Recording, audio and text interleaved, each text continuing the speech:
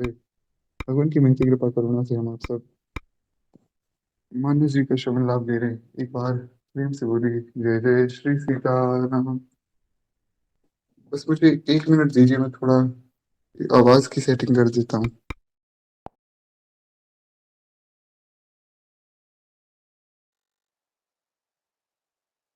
जी, तो कल की कथा में मतलब परसों की कथा में हम लोग ये सुन रहे थे कि किस प्रकार भगवान के विवाह की सबसे सुंदर तैयारी हुई और भगवान के स्वयंवर में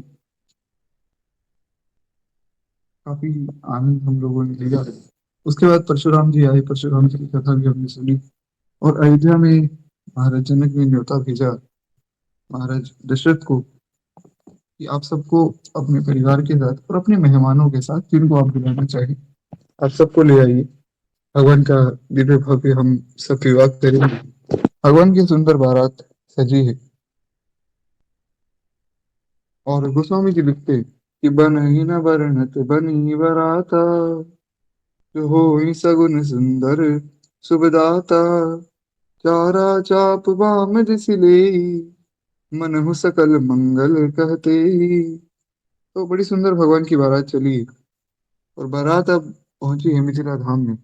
जब मिथिला में ये भगवान की बारात पहुंची तो वहां पर हमने सुना था कि अनेक प्रकार के मंगल गीत सब स्त्रियां, जो भी मिथिला की स्त्रियां हैं वे सब गा रही हैं और जो सब पुरुष हैं वे दूध शरबत ठंडाई आदि लेकर सबका आगमन कर रहे हैं। आज भी जो निर्जला एकादशी का जो पारण है उसका समय है 5:30 से लेके 8 बजे तक। इनकी कथा पूर्ण होने के बाद आप अपनी पूजा वगैरह करके फिर पारण कर सकते हैं। तो उसमें भी एक ये नियम बताया जाता है कि जो निर्जला एकादशी का पारण जब करते हैं तो कोशिश ये करनी चाहिए कि पहले आप किसी ब्राह्मण को जो कुछ शरबत ठंडा ठंडाई दूध आदि कुछ आप दान करें। उसके बाद फिर आप जो अपना पारण करें, हो सके तो ये बहुत उत्तम है। खैर, आगे गोस्वामी जी कहते हैं कि सब मंगल शगुन भी होने लगे क्योंकि भगवान की बारात है, तो भगवान की बारात में तो सब कुछ मंगल ही मंगल होगा। मंगल भवन अमंगल हारी, ऐसे हमारे ठाकुर जी हैं। अब गोस्वामी जी बताते हैं कि अगवानी भी हो गई, बारात भी आ गई, सब काम तो हो गया। अब यहाँ भगवान के विवाह की तिथि आदि सब बैठकर सब लोग डिसाइड करेंगे कि कब विवाह करवाना है। क्योंकि विवाह होगा ये तो सबको पता है, पर कब होगा ये किसी को भी नहीं पता है। अभी तक भगवान के विवाह की तिथि तय ही नहीं की गई है। इसलिए अब जो है सुंदर सा मुहूर्त निकाले जाएंगे कि किस दिन भगवान का विवाह हो। जब भी भगवान का विवाह हो या जिस दिन भी भगवान का जन्म हो, वो दिन अपने आप ही मंगल में हो जाता है।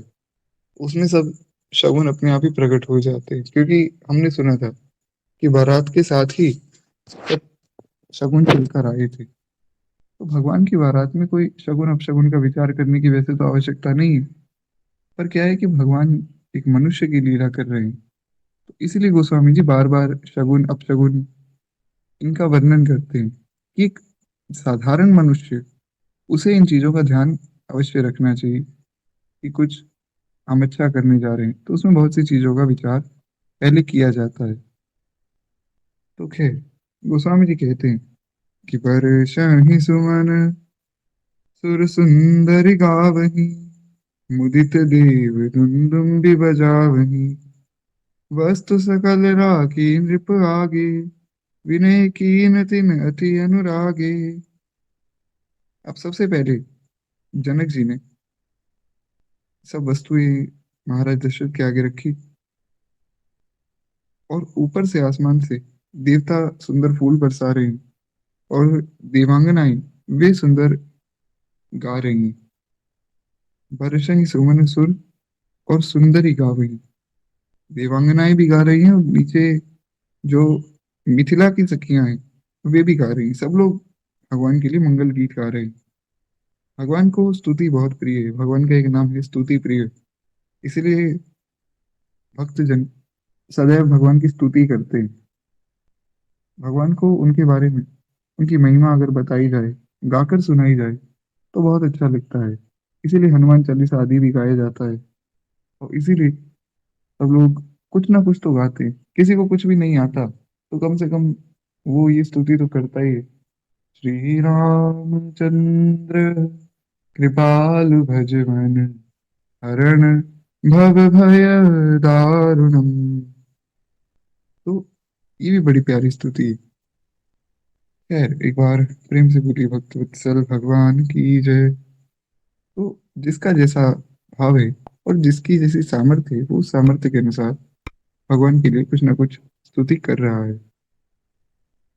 यहाँ पर जनक जी ने जो भी सब लोग आए थे बारात लेकर उनके सामने सब सुंदर वस्तुएं रखी अत्यंत प्रेम से। राजा दशरथ ने प्रेम सहित सब वस्तुएं ले ली। यहाँ पर जो दहेज का सामान है, वो सब दिया गया। वो पहले ही दे दिया गया क्योंकि इसमें दो भाव हो सकते हैं कि या तो वहां का कोई ऐसा रीति हो, क्योंकि विवाह में बहुत सी चीजें होती है जो लोकाचार के लिए की जाती है। जैसे जो घूंघट स्त्रियां रखती, हमारे वेदों में कहीं ऐसा वर्णन नहीं कि स्त्रियों को घूंघट रखना चाहिए। हाँ, जो लोग ऐसा बदनाम करते हैं धर्म को कि देखो घूंघट भी है, सती प्रथा भी है, इसकी वजह से इनका धर्म बेकार है, ऐसा नहीं। लेकिन वास्तव में घूंघट का कोई वर्णन नहीं है, सती प्रथा का तो है। पर घूंघट रखने में कोई बुराई भी नहीं क्योंकि वो लोकाचार है। कुछ कुछ जगहों में ऐसा लोकाचार हो सकता है, इसलिए वहां रखा जाता है। तो उसमें कोई बुराई भी नहीं है, उसको कोई मना भी नहीं कर रहा है शास्त्र कि नहीं आपको रखना ही नहीं है। उसी प्रकार या तो ये मिथिला में कोई ऐसी रीति होगी कि पहले ही दहेज दे दिया जाता होगा, या फिर ऐसा भी हो सकता है कि विवाह तो एक रूप से हो गया क्योंकि धनुष तोड़ना ही सबसे मेन विवाह की शर्त थी। तो अब यहाँ पर अन्य सब रीतियां की जा रही हैं। अंत में भी दहेज दिया जाएगा और यहाँ शुरू में भी दिया गया है। खैर दशरथ जी ने सब वस्तुएं प्रेम सहित ले ली। फिर अब जो उनकी बख्शीशें होने लगी तो वे याचकों को दे दी गई। अब जो याचक लोग थे जो मांगने के लिए आए थे उन सबको भी दान पुण्य किया गया। तदंतर पूजा, आदर सत्कार और बढ़ाई करके भगवान लोग उनको जनवासे तक ले गए। अब जो लोग अगवानी करने आए थे वो सबकी आरती उतारते हैं। वो आरती उतार कर उनको जनवासे तक ले गए, यानी कि जहाँ सबकी रहने की व्यवस्था थी वहां तक सबको ले गए। अब ले तो गए लेकिन जनक जी के मन में ये चिंता हो गई कि इतने सब लोगों की व्यवस्था मैं कैसे करूंगा। उनको तो लग रहा था कि ज्यादा से ज्यादा अयोध्या के सब राजा आ जाएंगे और ज्यादा से ज्यादा कोई 2-3 हजार लोग या ज्यादा से ज्यादा 10,000 लोग, 1 लाख लोग आ जाएंगे। यहाँ तो महाराज सारे तो देवता ही प्रकट हो गए और 64 लाख तो केवल सूर्यवंशी राजा हैं इस वक्त। तो राम जी के परिवार के लोग ही 64 लाख राजा हैं केवल। तो सोचिए उनका परिवार कितना बड़ा होगा। और ये केवल सूर्यवंश के राजा हैं, तो अन्य राजा उनका राज्य कितना बड़ा होगा। तो ये सब देख के जनक जी बहुत घबरा गए कि मैं इतनी व्यवस्था सब करूंगा कैसे, और अगर व्यवस्था नहीं हुई तो बहुत अपमान होगा मेरा कि देखो बेटी का विवाह करने चले थे, व्यवस्था तो कर नहीं पाए, तो मैं करूं क्या।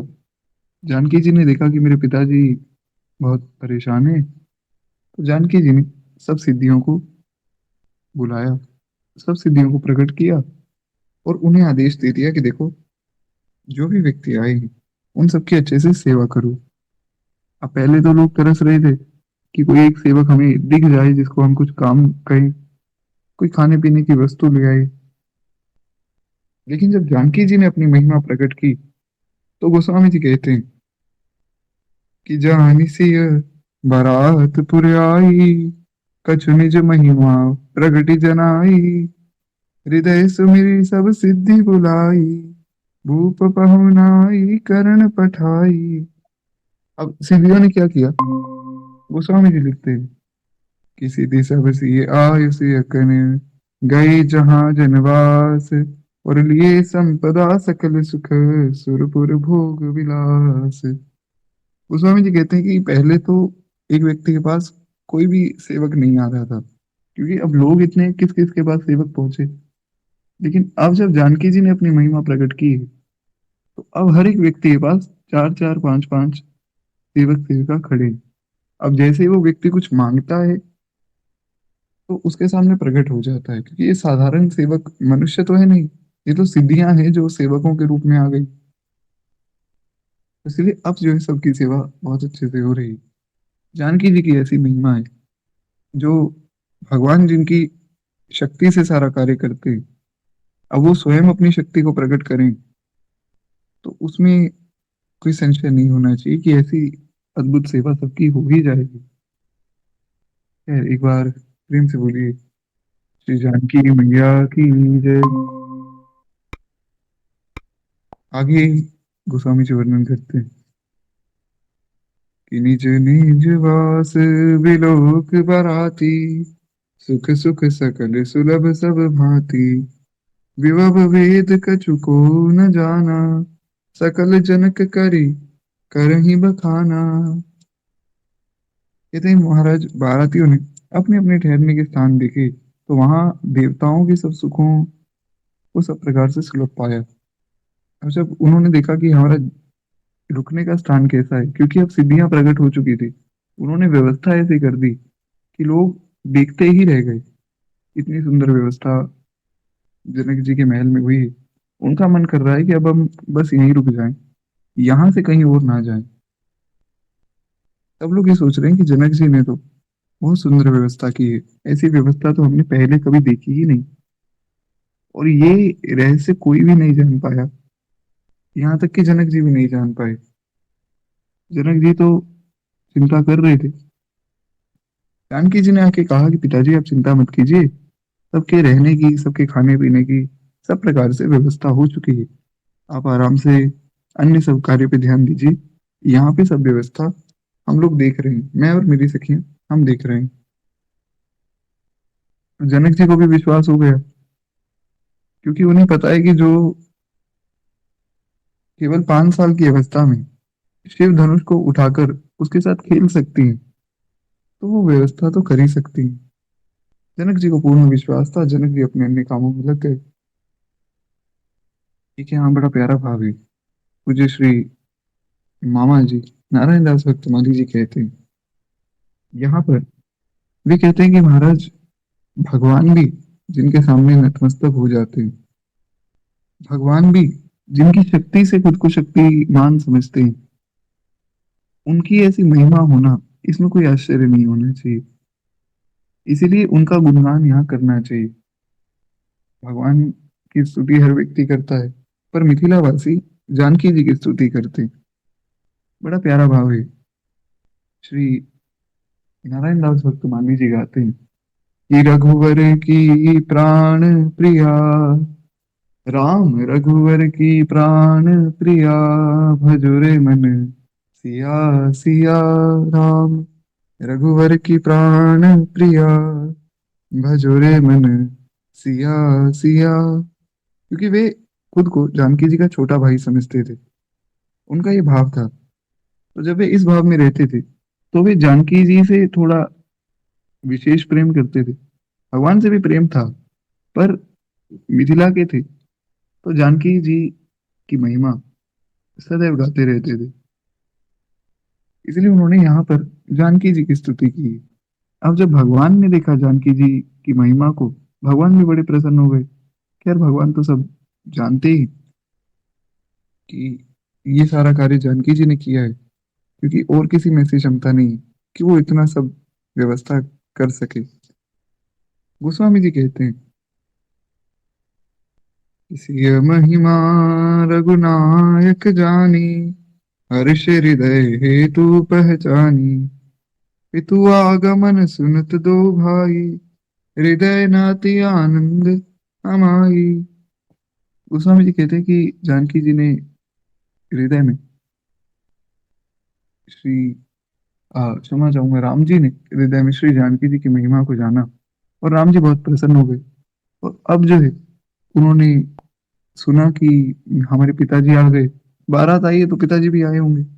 अब जब पिताजी आए तो उनके मन में बड़ी उत्कंठा हुई कि एक बार हम जाकर पिताजी से मिले। पर पिताजी से मिलें कैसे? क्योंकि पिताजी तो सब लोगों के साथ वहां बैठे होंगे और हम गुरुजी के पास बैठे। भगवान मर्यादा का कितना पालन करते हैं। वे सोच रहे हैं कि अगर गुरुजी आज्ञा देंगे तो हम जाएंगे, अगर गुरुजी आज्ञा ना देते तो भगवान वहां बैठे रहते। ये होनी चाहिए मर्यादा। आजकल लोग बड़ों की बात नहीं मानते, इसीलिए उनको बहुत हानि भी होती है। पर ऐसा होना नहीं चाहिए।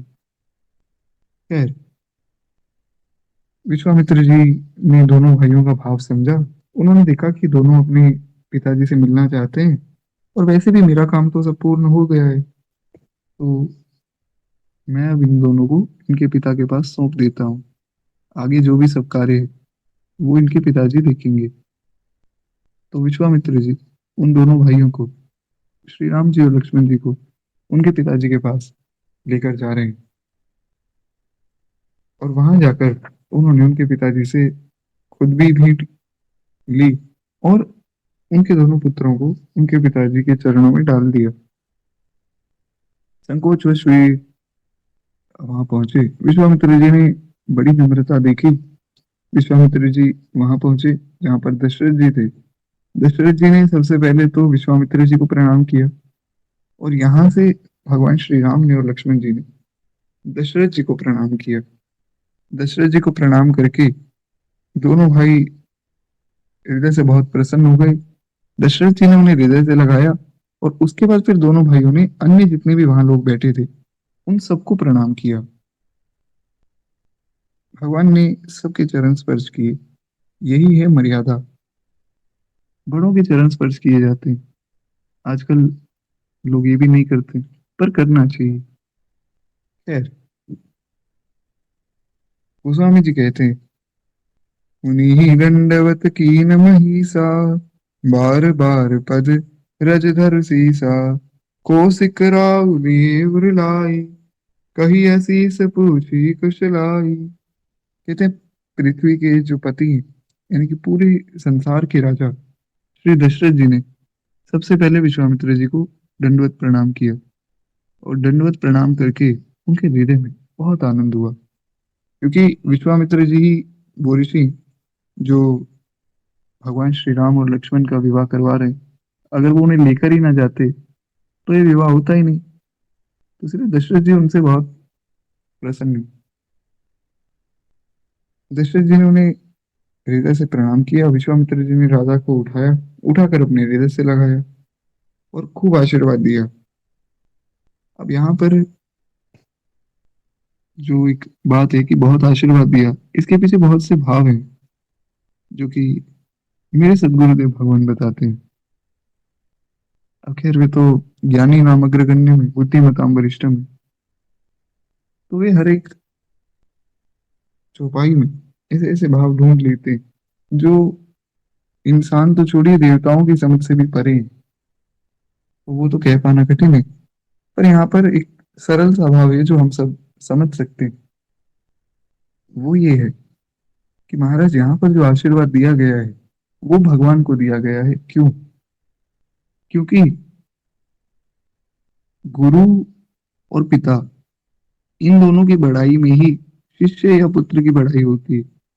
अगर कहीं आप बैठे हैं, आपके पिताजी आपके साथ बैठे हैं, कोई आपके पिताजी की बढ़ाई कर रहा है,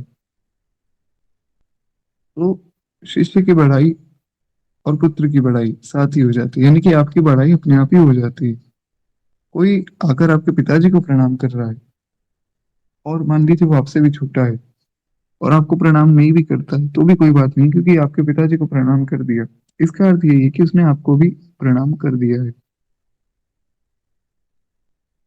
इसीलिए जब लव और कुश वाल्मीकि जी के आश्रम में रहते थे, जानकी जी का निर्वासन हुआ। जानकी जी अकेली वाल्मीकि जी के आश्रम में रहने लगी। वहां पर श्री जानकी जी लव कुश को उनका पालन पोषण करने लगी। अब लव कुश तो बेचारे छोटे बच्चे थे, उन्हें क्या पता कि ऐसे ऐसे हमारे पिताजी ने हमारी माता जी को त्याग दिया है। तो एक दिन उन्होंने माँ जानकी से पूछा कि माँ, हमारे पिता कौन है? अब ये केवल एक लीला है। भगवान तो परात्पर पर ब्रह्म है। त्यागना, छोड़ना, ये सब बातें भगवान की लीला में नहीं होती। इसीलिए लोग ऐसा भाव दे देते हैं कि जानकी जी का त्याग नहीं हुआ। पर क्या है, त्याग तो हुआ था। जानकी जी अब लीला कर रही हैं, तो वे रोने लगी और रोकर उठकर चली गई। तो दोनों भाई गुरुजी के पास पहुंचे। उन्होंने गुरुजी से पूछा कि गुरुजी, हमारे पिता कौन है? हम गुरुकुल में पढ़ते हैं, सब बच्चे अपने अपने पिताजी के बारे में बताते हैं, हमें पता ही नहीं हमारे पिताजी कौन है। हमसे पूछते हैं तो हम क्या बताएं? वहां पर विश्वामित्र जी कहते हैं कि देखो, जब तक कोई शिष्य गुरुकुल में रहता है तो उसकी पहचान उसके पिता से नहीं, उसके गुरु से होती है। इसलिए कोई तुमसे पूछे तो तुम ये कह देना कि हम विश्वामित्र जी के शिष्य हैं। तुम पिता के बारे में जान के क्या करोगे? क्योंकि जब तक तुम गुरुकुल में हो तब तक तुम्हारी पहचान मेरे नाम से होगी। वही भाव यहाँ पर पुष्ट होता है। खैर, एक बार प्रेम से बोलिए भक्त वत्सल भगवान की जय। गोस्वामी जी लिखते हैं कि पुनि दंडवत करत तो भाई, देखी नृपति उर सुख न समाई, सुत ही अलाई, दुसह दुख मेटे, मृतक शरीर प्राण जन भेटे। बड़ा प्यारा भाव है। गोस्वामी जी कहते हैं कि महाराज फिर दोनों भाइयों ने पिताजी को दंडवत प्रणाम किए। अब जैसे ही उन दोनों को दशरथ जी ने देखा, पुत्रों को हृदय से लगाकर अपनी दूसरा दुख सब मिटा दिए, मानो मृतक शरीर को प्राण मिल गए हों। दशरथ जी तो कितने समय से बस इसी इंतजार में थे कि कब मुझे राम जी का दर्शन हो और कब मैं अपने जीवन को धन्य कर लूं। अब जब भगवान का दर्शन हुआ, भगवान से मिलन हुआ, तो उन्होंने भगवान को हृदय से लगाया। और जैसे ही कोई व्यक्ति भगवान को हृदय से लगाता है तो उसके सब दुख, दर्द, पीड़ाएं सब खत्म हो जाती हैं। इसलिए गोस्वामी जी ने कहा कि जैसे ही उनसे मिले, सुत ही लाई, दुसह दुख मीटे। जैसे ही हृदय से लगाया तो सब दुख खत्म हो गए। इसीलिए एक भक्त को केवल भगवान के आश्रित रहना चाहिए। जो भगवान का हो गया उसके जीवन में फिर कोई दुख, कोई दर्द, कोई क्लेश, कुछ नहीं रह जाता है। गोस्वामी जी कहते हैं कि कैसा मिलन है, मानो एक मृतक शरीर को प्राण मिल गए हो, कोई मर के वापस जिंदा हो जाए। तो बस वैसी ही स्थिति दशरथ जी की है। भगवान के बिना वे सूख चुके थे। जैसे ही भगवान से मिलन हुआ, पुनः उनके अंदर एक नई ऊर्जा आई और पुनः वे एकदम स्वस्थ हो गए। ऐसा भाव एक भक्त में होना चाहिए कि भगवान के विरह में वो रह ना सके। उस वक्त फिर भगवान अपने भक्त की सेवा में स्वयं हाजिर हो जाते हैं। खैर, आगे गोस्वामी जी वर्णन करते हैं कि पुनि वशिष्ठ पद सिर तिन नाहि, प्रेम मुदित मुनिवर उर लाहि, विप्र वृंद वंदे दो भाई, मन भावती हसी से पाई। आगे गोस्वामी जी कहते हैं कि अब पिताजी को प्रणाम करने के बाद दोनों भाइयों ने गुरु जी को प्रणाम किया, यानी कि वशिष्ठ जी को प्रणाम किया। और वशिष्ठ जी को प्रणाम करने के बाद दोनों भाइयों ने अब जितने भी वहां ब्राह्मण जन बैठे थे सबको प्रणाम किया। और ब्राह्मणों को प्रणाम करने के बाद उन दोनों ने खूब आशीर्वाद लिया, क्योंकि सब ब्राह्मणों ने उन्हें बहुत से आशीर्वाद दिए। इसीलिए मैंने कहा था कि रामायण में भगवान का मंगला शासन हुआ है। भगवान को बहुत से आशीर्वाद दिए गए हैं और ये भक्ति सर्वश्रेष्ठ है। सोचिए क्या भजन होगा उस भक्त का, कितना सुंदर भाव होगा जो भगवान को भी आशीर्वाद दे सकता है। वास्तव में उस भक्त की क्या महिमा होगी। तो बड़ा अद्भुत प्रसंग है। गोस्वामी जी कहते हैं कि सबने भगवान को खूब आशीर्वाद दिया और भगवान का बहुत सा मंगला शासन भी सबने किया। अब यहाँ पर सबसे मिलन हो गया है। अब भगवान आगे बढ़े। और भरत जी ने छोटे भाई शत्रुघ्न सहित राम जी को प्रणाम किया और राम जी ने उन दोनों को हृदय से लगाया। लक्ष्मण जी दोनों भाइयों को देखकर बड़े हर्षित हुए और प्रेम से उनका शरीर भी पुलकित हो गया। यानी कि अब जो है भरत जी और शत्रुघ्न जी से भी उनका मिलन हुआ है। और भरत जी शत्रुघ्न जी से मिलन के बाद तदंतर परम कृपालु और विनयी श्री रामचंद्र जी अयोध्या वासियों कुटुंबियों सबसे मिलने गए। ऐसा नहीं कि विवाह हो रहा है तो भगवान जिनको छोड़कर आए थे उनसे किसी से मिले नहीं। भगवान का स्वभाव ही इतना कोमल है कि वे कभी किसी के दिल को दुखा नहीं सकते। सब यही भाव कर रहे थे कि भगवान तो राजा है और हमसे क्यों मिलेंगे भाई। किसी का विवाह होता है तो वैसे ही बड़ा व्यस्त होता है, तो अपना काम सब करना होगा, हमसे मिलने क्यों आएंगे। पर भगवान सबसे मिलने गए। यही है भगवान का शील स्वभाव। सुनो सीतापति शील स्वभाव। इसीलिए गोस्वामी जी ने वर्णन किया विनय पत्रिका में कि जैसा स्वभाव भगवान का है, अस स्वभाव सुना नहीं देखा। कागभूषण जी कहते हैं कि गरुड़ जी, जैसा भगवान का स्वभाव है ऐसा स्वभाव तो ना मैंने कभी जीवन में सुना और ना ही मैंने कभी किसी का ऐसा स्वभाव देखा। भगवान का स्वभाव तो महाराज भगवान का स्वभाव है। भगवान कभी भी किसी व्यक्ति की सेवा करने से चूकते नहीं। कोई भी भक्त हो उसकी सेवा करने में भगवान सदैव तत्पर रहते हैं। इसीलिए भोले बाबा कहते हैं कि जो एक बार भगवान के स्वभाव को जान जाता है फिर वो भजन छोड़ के और कुछ नहीं कर सकता है।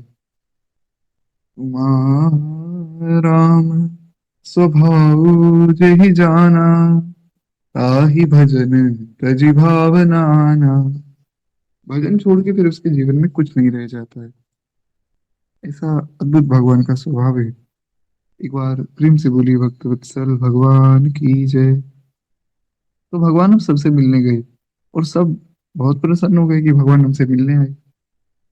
लेकिन एक बात ये भी है कि अब कोई व्यक्ति सबसे मिलने के लिए जा रहा है तो सबके मन में होगा कि देखो सबसे पहले तो भगवान हमसे मिलेंगे। क्यों? क्योंकि हम भगवान को बड़े प्रिय हैं। सबको यही लगता है कि हम सबसे ज्यादा प्रिय हैं। हालांकि भगवान को तो सभी प्रिय है। समोहम सर्वभूतेषु नामे द्वेष्योस्ति ना प्रिय। भगवान कहते हैं मेरे लिए तो सब बराबर है। तो किया क्या जाए। और अयोध्या वासी तो भगवान को बहुत ज्यादा प्रिय है। जो अयोध्या में रहते हैं ये लोग भगवान को इतने प्रिय हैं कि भगवान कहते हैं इनके लिए मैं अपने प्राण देने के लिए भी तैयार हूँ। लेकिन अब सबसे एक एक करके अगर मिलने जाएं तो जिनसे सबसे लास्ट में मिलेंगे उसके मन में हमेशा ये गिलानी रहेगी कि देखो भगवान मुझसे शायद सबसे कम प्रेम करते। तो भगवान ने क्या किया, अनंत रूप धारण की। ये लीला का रहस्य कोई समझ नहीं पाया। अनंत रूप धारण करके भगवान सबसे मिले और सबसे मिलने के बाद भगवान फिर से एक रूप में आ गए। और सबको ये लग रहा है कि शायद भगवान सबसे पहले हमसे ही मिले। तो भगवान का सबसे ज्यादा प्रेम हमारे प्रति ही है। ये है भगवान का शील स्वभाव। तो सबसे भगवान यथा योग्य मिले। सब ने भगवान को आशीर्वाद दिया, सबने भगवान का मंगलाशासन किया। अब सब मिलन हो गया। उसके बाद गोस्वामी जी कहते हैं श्री राम जी को देखकर बारात थोड़ी शीतल हुई। क्योंकि क्या है, भगवान के विरह में सब लोग इतने समय से तड़प रहे थे। पर जब भगवान अब मिले तो सबके मन को बहुत शांति मिली। यहाँ तक कि जानवरों से भी जाकर भगवान मिले। जो अयोध्या के हाथी घोड़े थे उनसे भी भगवान भेंट करते और वे हाथी घोड़े अब जाकर शांति से भोजन कर पा रहे हैं। भगवान इतने कृपालु हैं कि हर एक व्यक्ति उनसे प्रेम करता है। प्रीति की रीति को केवल भगवान जानते हैं। इसीलिए भक्त गाता है कि छलिया से दिल क्यों लगाया है, मोहन से दिल क्यों लगाया है, ये मैं जानू या वो जाने। भक्त का भाव है कि कोई मेरे प्रेम को समझे ना समझे, मेरे ठाकुर जी समझते हैं। हर बात निराली है उसकी, हर बात में है एक टेढ़ापन, हर बात में है एक टेढ़ापन, टेढ़े पर दिल क्यों आया है, ये मैं जानूं या वो जाने, मोहन से दिल क्यों लगाया है, ये मैं जानूं या वो जाने। बड़ा प्यारा भाव है। भक्त कहता है कि प्रेम को केवल या तो मैं जानता हूँ या मेरे ठाकुर जी जानते हैं, अपने मन की मैं जानूं और पी के मन की राम। ऐसा अद्भुत भाव। और हमें क्या करना है? हमें केवल एक काम करना है कि सांसों की माला में सिमरूं मैं पी का नाम। खैर, इसी प्रकार सब लोगों को खूब सुख मिला, सबने भगवान का दर्शन किया, सबको शांति मिली। भगवान के विरह में जो दुख सबको मिल रहा था, अब वो सब दुख खत्म हो गया। जब तक ये दुख जीवन में नहीं आएगा तब तक भगवान से मिलने का सुख हमें नहीं मिलेगा। जैसे मान लीजिए कोई ऐसा व्यक्ति है जिसने कभी जीवन में ये देखा ही नहीं है कि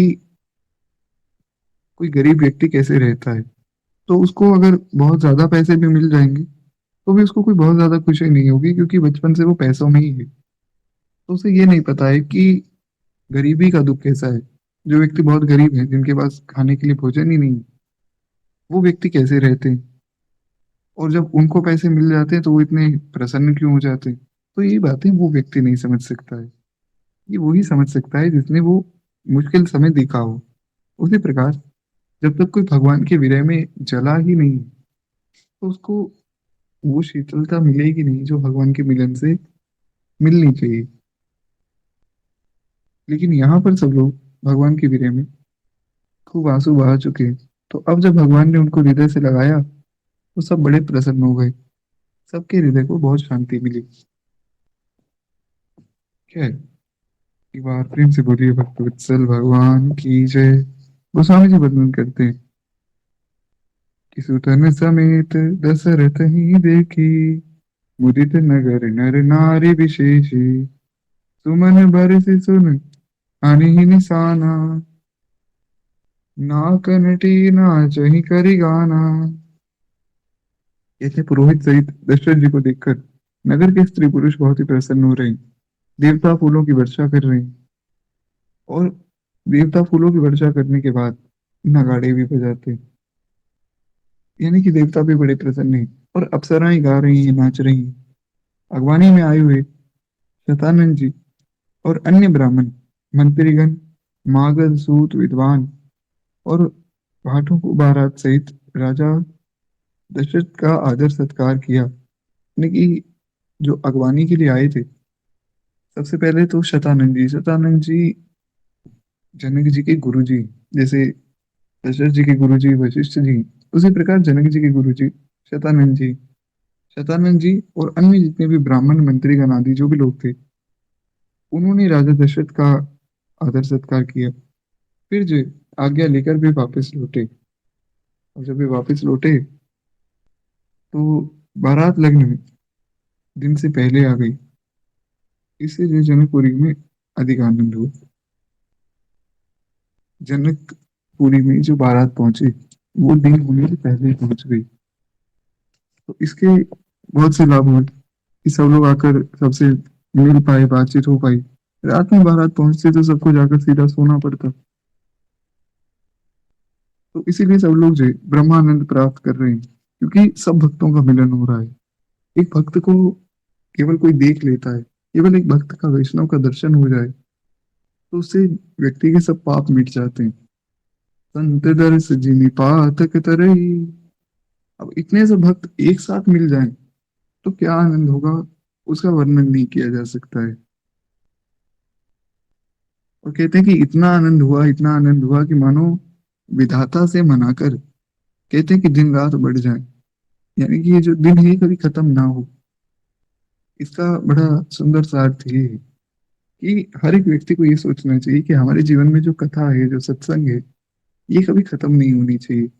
ये निरंतर चलता रहे, क्योंकि इससे हम भगवान के बारे में कुछ ना कुछ स्मरण कर सकते हैं। जैसे अब मुझ जैसे पापी व्यक्ति के पास इतनी सामर्थ्य नहीं कि मैं कभी भजन कर सकूं। ना भजन, ना कोई नाम मेरे जीवन में है। पर भगवान की बड़ी दया है कि सत्संग के माध्यम से थोड़ा बहुत कुछ स्मरण हो जाता है। इसलिए सत्संग कथा जीवन में बहुत आवश्यक है। वे कहते हैं कि महाराज, जनक जी के सुकृत की मूर्ति जनक जी ही है। जनक जी ने जितने भी पुण्य।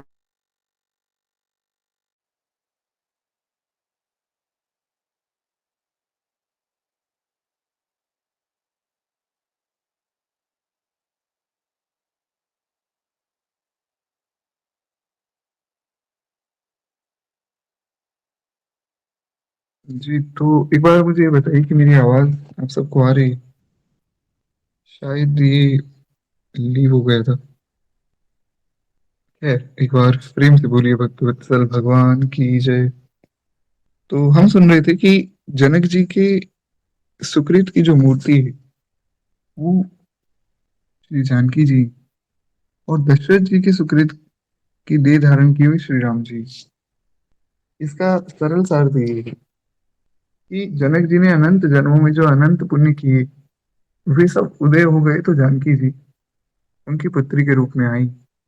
और दशरथ जी ने भी अनंत जन्मों में जो अनंत पुण्य किए उनके प्रभाव से भगवान श्री राम उनके पुत्र के रूप में आए। अनेक मार्गिकन पुण्यम कृष्ण भक्ति प्रजायते। भगवान की भक्ति अनंतों जन्मों के पुण्य उदय हो जाने से मिलती है। और उससे भी अंदर की बात यह है कि जब भगवान की कृपा होती है तभी भगवान की भक्ति मिलती है। उसमें कोई पुण्य आदि की कोई आवश्यकता नहीं। भगवान जिस पर कृपा करें उसको अपनी भक्ति दे सकते हैं। भगवान चाहे तो एक म्लेच्छ को भी साधु कर दें, भगवान चाहे तो एक ब्राह्मण को भी साधु कर दें। उसमें तो कोई पुण्यों की ज्यादा आवश्यकता है नहीं। क्योंकि ये बात भगवान इसकी पुष्टि करते हैं। भगवान कहते हैं विभीषण जी को कि हे विभीषण। विभीषण जी बहुत डर रहे थे कि प्रभु, मैं बहुत पापी हूँ, मैं बहुत नीच हूँ, आप मुझे क्यों स्वीकार कर रहे हैं? राक्षसों का भाई हूँ, तामस तन कछु साधन नाही, और ना मैं भजन कर पाता हूँ। अब रावण के राज्य में रह के भजन कहाँ से हो? पर फिर भी आप मुझे स्वीकार कर रहे हैं। भगवान ने कहा देखो सखा, ऐसा है सगुन उपासक परहित निरत नीति दृढ़ नेम तेनर प्राण समान मम जिनके द्विजपद प्रेम। वे कहते हैं कि सगुण रूप का जो उपासक है, जो दृढ़ता से शास्त्रों का पालन करता है, जो मुझसे प्रेम करता है, दूसरों का हित चाहता है, जो परहित में लगा हुआ है, सबका भला चाहता है, तेनर प्राण समान मम जिनके द्विजपद प्रेम। और वो व्यक्ति जो ब्राह्मणों से प्रेम करता है वो मुझे मेरे प्राणों के समान प्रिय है। तुम्हारे अंदर ये सब गुण है। सुनहु सखा सकल गुण तोरे, पाते तुम अतिशय प्रिय मोरे। ये बात भगवान ने सुंदरकांड में कही है कि इसीलिए जो है मैं आपको बहुत प्रेम करता हूँ। वहां पर भी कहते हैं विभीषण जी को कि देखो विभीषण, डरने की बात नहीं है। अगर तुम भक्त ना भी होते और तुम केवल मेरी शरण में आ जाते तो करहूँ सत्य में साधु समाना। मैं सबको साधु के समान कर देता हूँ जो एक बार मेरी शरण में आ जाता है। क्योंकि कोई ये सोचे कि मैं काम क्रोध आदि को जीत लूंगा तो ये उसकी बहुत बड़ी भूल है। क्योंकि मन को जीतना, काम क्रोध को जीतना हमारा काम है ही नहीं। हम तो केवल भगवान की शरण में चले जाएं बस। भगवान गीता में अर्जुन को बस यही कह रहे हैं कि तुम मेरी शरण में आ जाओ, आगे का सारा काम मेरा है। तुम एक बार आकर ये स्वीकार कर लो कि प्रभु मैं आपका हूँ और आप मेरे हैं। बस इतने में बात बन जाएगी। तो ये आगे का सब काम, एक व्यक्ति को साधु कैसे बनाना है, ये सब काम भगवान का है। करो सत्य में साधु समान। खैर,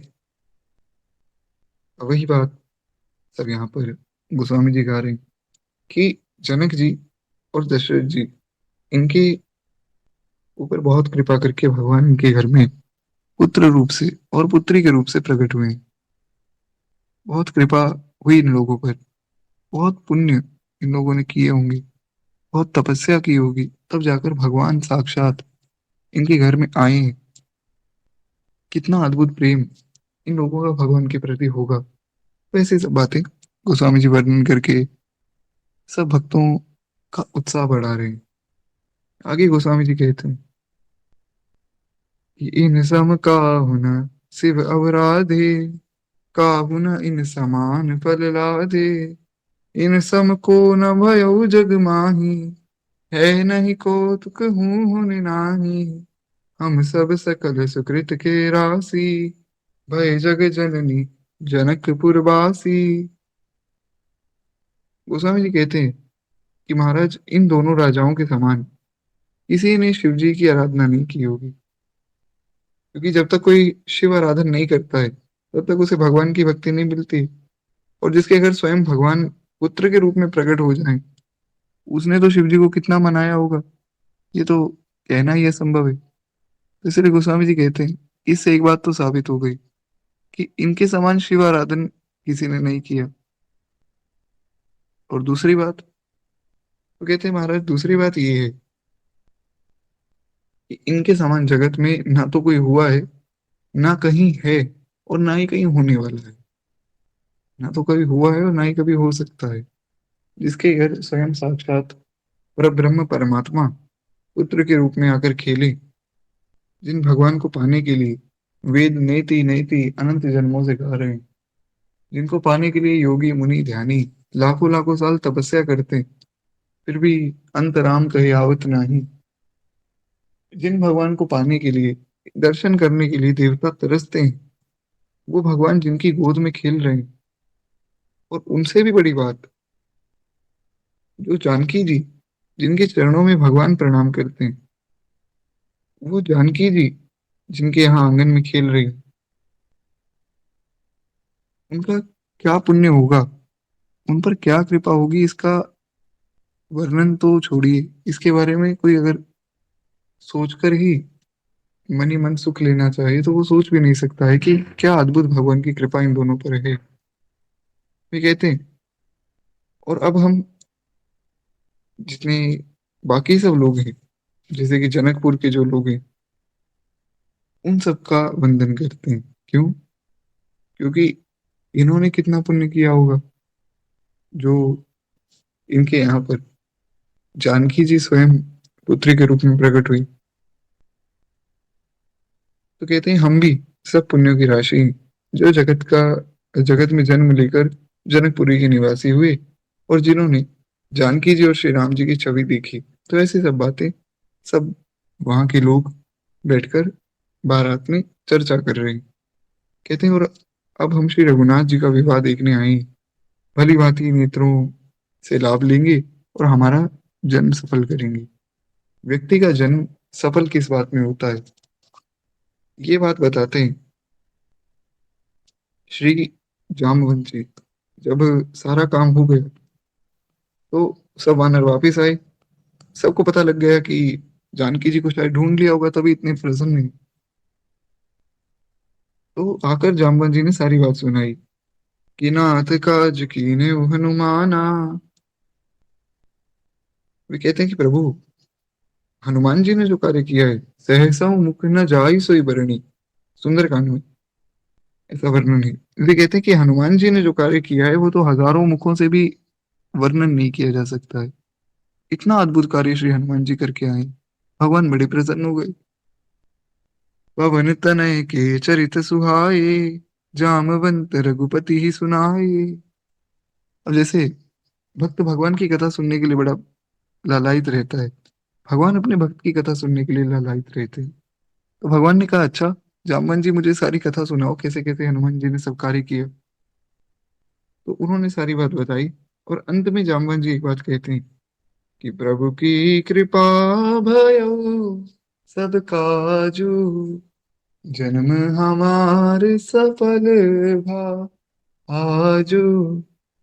वे कहते हैं कि प्रभु की कृपा से सारा काम हो गया और हमारा जन्म सफल हो गया। अब ध्यान से देखिए, थोड़ा हम ध्यान से दर्शन करें। काम हुआ राम जी का, क्योंकि जानकी जी का पता हनुमान जी लगा के आए हैं, तो उसमें वानरों को तो कुछ मिला नहीं, तो काम राम जी का हुआ है। और काम करने वाले हनुमान जी। काम हुआ राम जी का, करने वाले हनुमान जी हैं, तो भैया आपका जन्म कहाँ से सफल हो गया? आपका कोई काम थोड़ी हुआ है। लेकिन जामवन जी बताते हैं कि एक भक्त का कोई निजी स्वार्थ होना ही नहीं चाहिए। भक्त तो इसी में प्रसन्न रहे कि मेरे ठाकुर जी का काम होता रहे।